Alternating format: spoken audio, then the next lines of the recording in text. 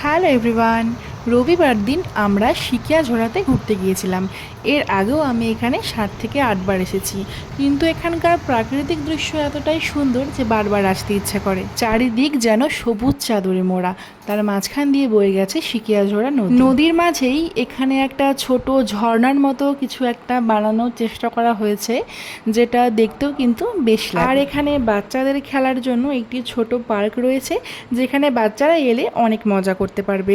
আমার সোনাবুড়িও কিন্তু এখানে এসে অনেক আনন্দ করেছে। আর এখানে কিন্তু নৌকা বিহারও হয়। গভীর জঙ্গলের মাঝে সিকিয়াঝোড়া নদীর ওপর দিয়ে নৌকো করে খুব সুন্দরভাবে প্রাকৃতিক দৃশ্য উপভোগ করা যায়, যেটা আমরা এবার করিনি। নৌকা বিহার করতে হলে একটু তাড়াতাড়ি করে আসতে হয়, আর আমাদের অনেকটাই দেরি হয়ে গিয়েছিল। সোনাবুড়ি হওয়ার আগে আমি একবার করেছিলাম, তখন তো আমি আর সেভাবে ভিডিও করতাম না, তাই তোমাদের সাথে শেয়ার করতে পারি। যদি কখনো এখানে আবার নৌকা বিহার করতে আসি, তখন তোমাদের সঙ্গে নিশ্চয়ই শেয়ার করব।